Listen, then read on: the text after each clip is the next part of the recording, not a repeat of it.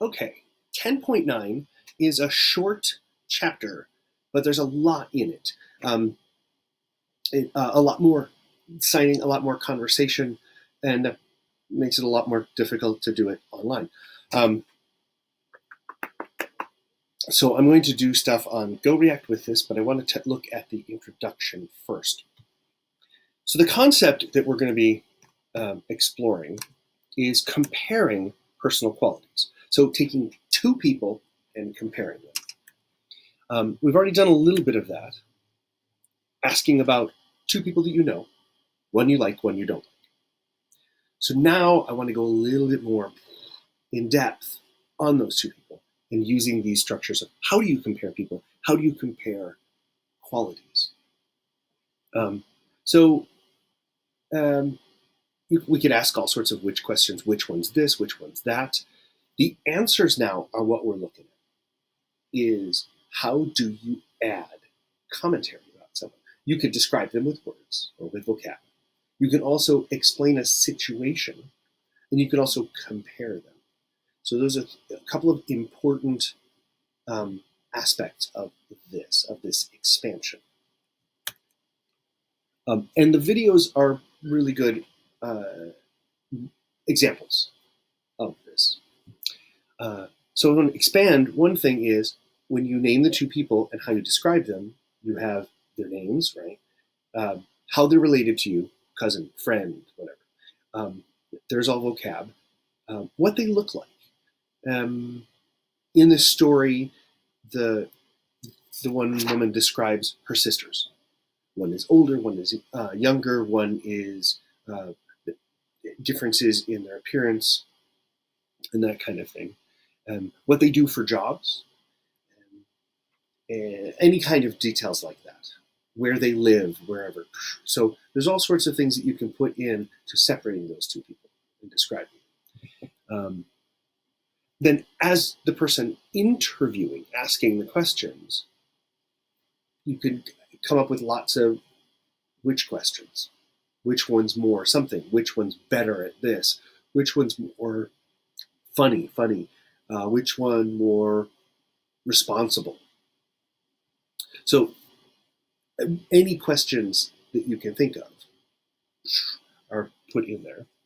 Then in response, how would you explain someone that's like that? So I think it's worthwhile to practice this on your own. Even come up with questions on your own to ask yourself. Do that little dialogue where you're signing back and forth. And at the end, they say a hypothetical situation. This is where it gets a little bit more challenging because we're really good at talking about people we know. You know, I have this vocab. How do I apply it to this person? A hypothetical situation, all of a sudden you're plopped in. You're like, I don't know what's coming. I have to make something up. In fact, that's exactly what you need to be practicing for the portfolio. And for if you're going to be taking the ASLPI or the SLPI. Because in all three of these situations, what the person is looking for is where does your preparation break down? Where do your language skills break down? We're going to be looking for what do you feel comfortable with? What have you prepped? What have you done similar?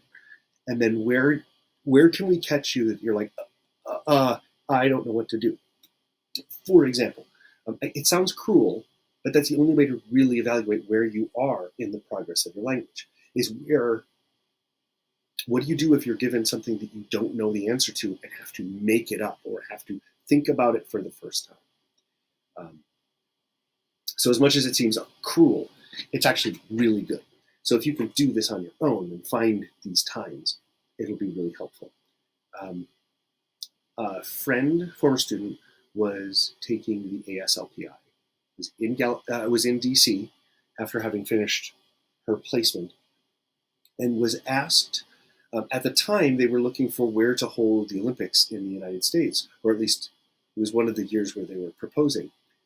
So two of the proposed cities were Boston and DC. And the interviewer asked, which do you think is best for the Olympics?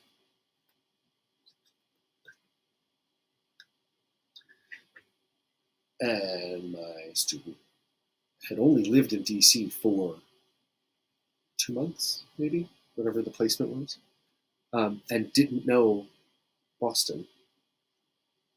Boston.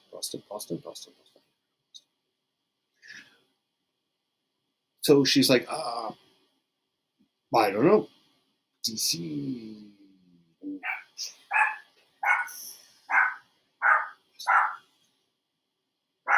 And interviewer kept asking, what do you think? What do you know about both cities?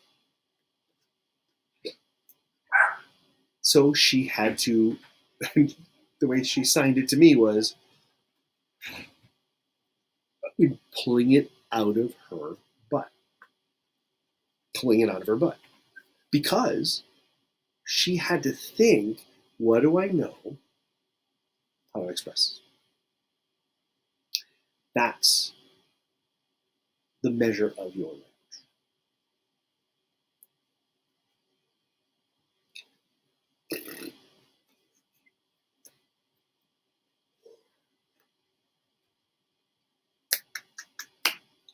When pressed, do you go right to English?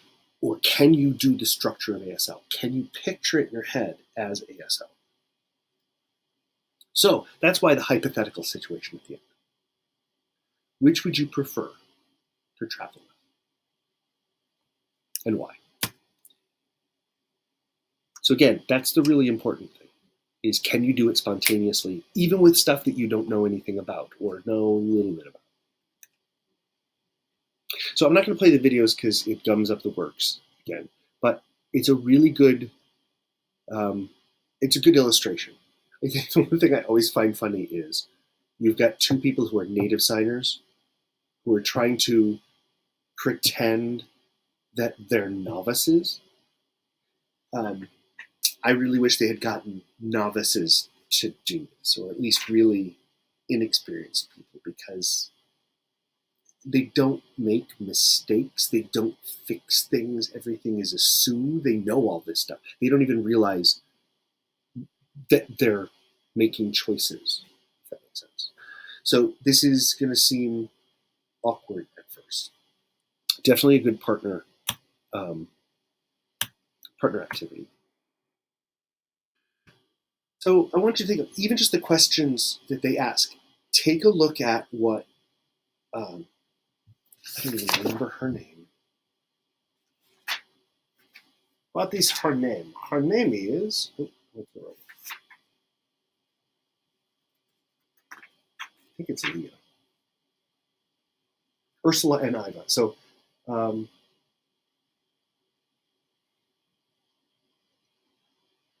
Ursula, with the green shirt, asks questions. Answer her questions. I kind of wish they had a straight on of her asking the questions so we could answer. If I can, I'll try to record the questions so that you can answer them directly back. Maybe I should do that on GoReact. Let me try to do that. The hard thing is like if you don't have two sisters, you're making it up. So I'll try to figure out some generic way of doing it. In any case, try to think of the conversation and hold it on your own. If you have questions about it, ask me. I'll definitely on Wednesday and Thursday be on in my office hours if you have specific questions. And normally I would just break up in class and we would have a mini cocktail party that's really boring because we don't have any cocktails. But just go around and talk to people. And I would put prompts on the board of favorite vacations or of people. What actors do you like and don't like? What movies were they in? Anything comparing two people.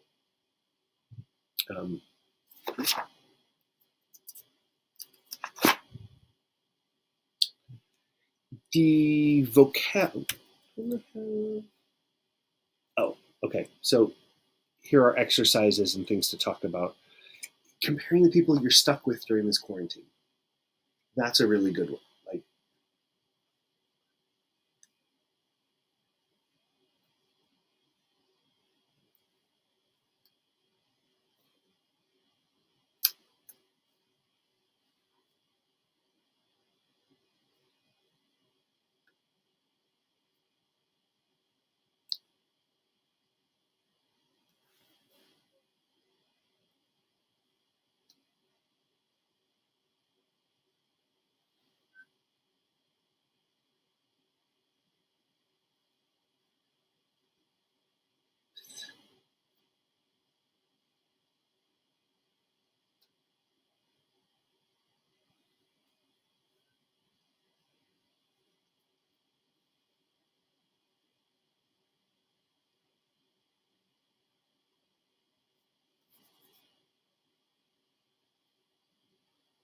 So lots of questions.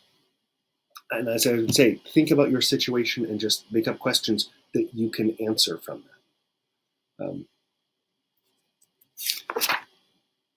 There's new vocab, and it's a reflection of the way it's in here. It's the reflection of the previous conversation that was recorded of who were the two people, which more, or better, good judgment. The vocab is in here.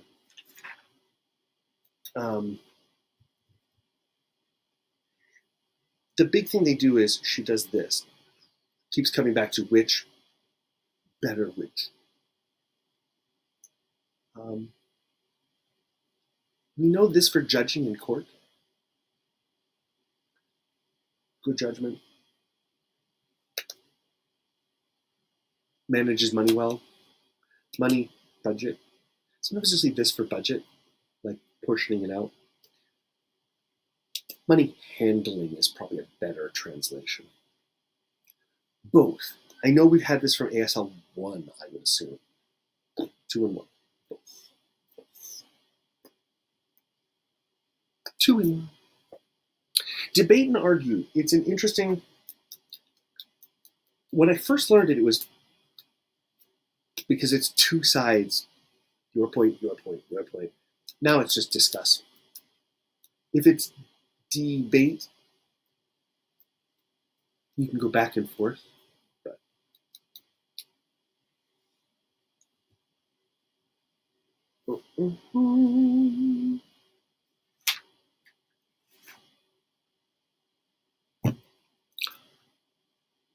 suppose, if. You'll also see this, if, and if. This tends to be weighing if. This is suppose. That's that. Okay.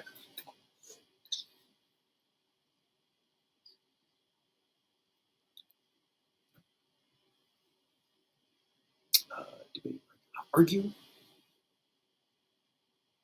To fight. I'm blurring now. So argue. Discuss.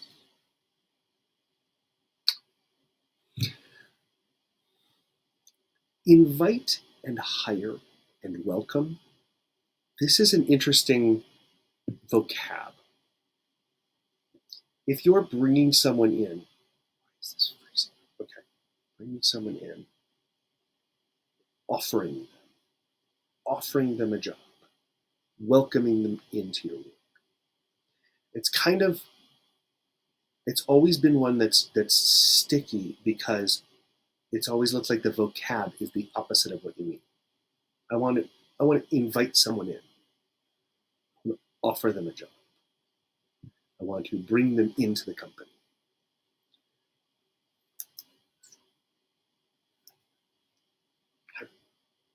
Offer them a job. Hire them. And take a look at the. I'm trying to remember where in the video it is, but you'll see it. So I will attach also a more clear vocab so you can search through it. And here's the vocab review. And I've got this, I think I've got the slideshow of this one too with GIFs, with shorter ones. And then the last part, the comprehension, is just some questions about the interview that you watched and how they lay out, trying to clarify. You probably saw in 1 and 2, and then also now in 3 and 4, we're going to be doing reading comprehension, if you remember those from like middle school and high school, where you get a paragraph or hear a story and have to answer questions, both about the content and about the structure. So like I've tried to stagger them in here so I can put the questions on one and the video on the next. But how is the layout of the signing spaces? Facts from the story, and then some judgment calls about which one, when she says this about one, which of the two sisters is she talking about? And she says that they're both responsible now, but when they were younger, who was the responsible one? So now you have to sort of glean from what she's saying a little bit more of the specifics. Who's funnier? And with each of these, we're getting a little further away from just facts, and you're going to have to kind of imply, take it from what's being said, because there may not be a straight answer to this. Both are honest, but which one's direct? Who has better judgment? Does she actually say that, or is that something you have to imply? And then I put all of the videos from this entire thing in there. So again, this is sort of an introduction, so as you're watching the videos, it makes clear what you should be looking for. And we will be getting more into conversations as we get past Unit 10. And 11 starts to get a little bit more into some conversational stuff as well, taking a look at stories. And 12 is all stories, kind of like the timber stuff. So just to let you know where we're going, we're going to get more into conversation as we go. Awesome. That is 10.9.